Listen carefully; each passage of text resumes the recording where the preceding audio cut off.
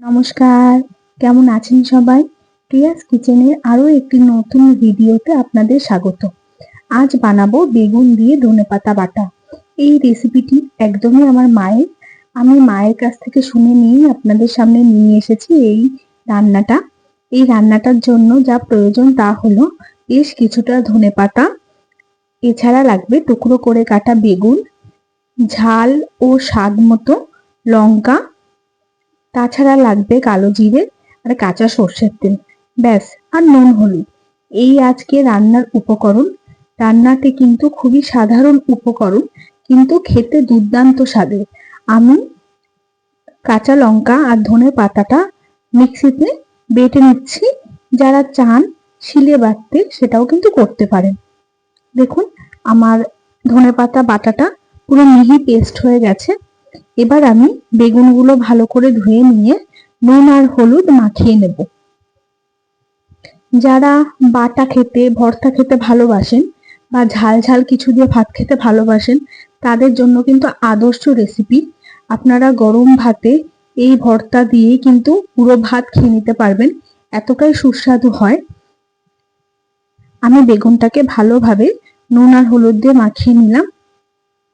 এবার আমি কড়াই বসিয়ে দিলাম এবং তাতে সর্ষের তেল দিয়ে দিলাম।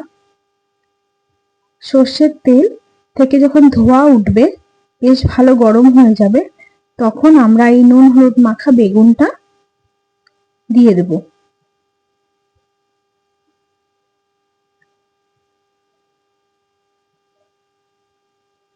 এই বেগুনটা আমাদের ধীরে ধীরে অল্প আঁচে ভাজতে হবে। এই তেলের মধ্যে আমরা বেগুনটাকে ভালোভাবে সেদ্ধ করে নেব,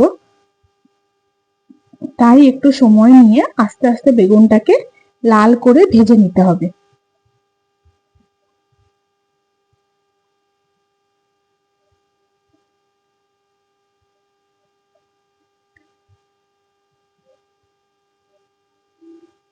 ছোটবেলায় যখন মা এই রান্নাটা করতেন, তখন কিন্তু মা কিন্তু শিলপাটায় বেটেই করতেন।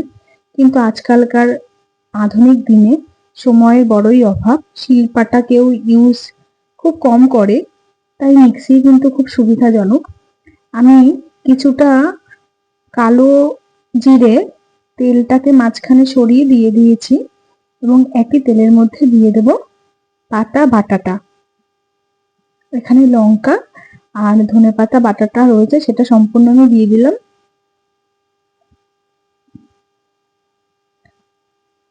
এবার স্বাদ মতো দিয়ে দেবো নুন।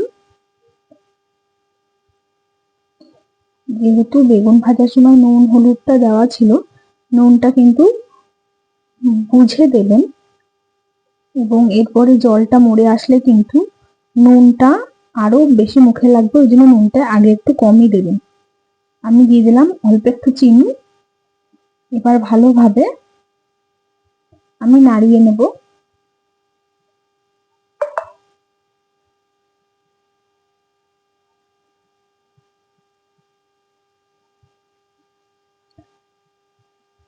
আস্তে আস্তে কিন্তু ধনেপাতার জলটা শুকিয়ে যাচ্ছে।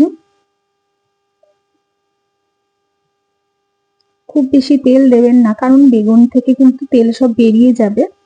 তাই জন্য অল্প তেলে ভালো করে খুন্তিটা চালাতে হবে, যাতে খুব বেশি ধরে না যায়।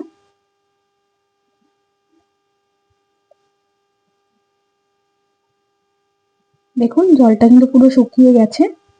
আরো ভালো নাড়াচাড়া করে নেব। কতটা ছিল বেগুন আর ধনেপাতা, দেখুন শুকিয়ে কিন্তু একদম অল্প হয়ে গেছে।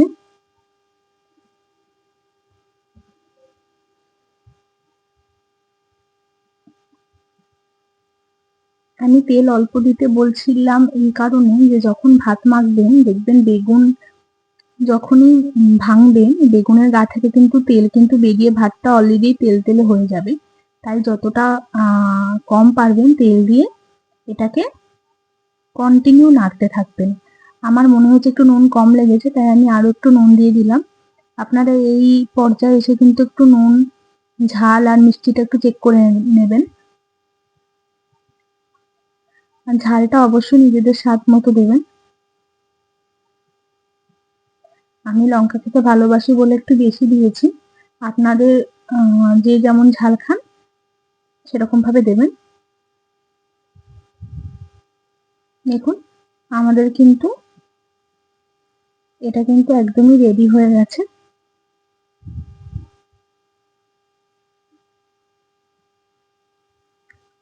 কি সুন্দর দেখতে হয়েছে দেখুন।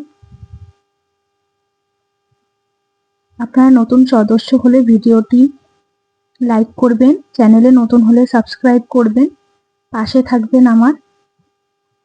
আর এটা খেয়ে অবশ্যই আমাকে জানাবেন যে আপনাদের কেমন লাগলো। ভিডিওটি সম্পূর্ণ দেখার জন্য ধন্যবাদ। ভালো থাকবেন। নমস্কার।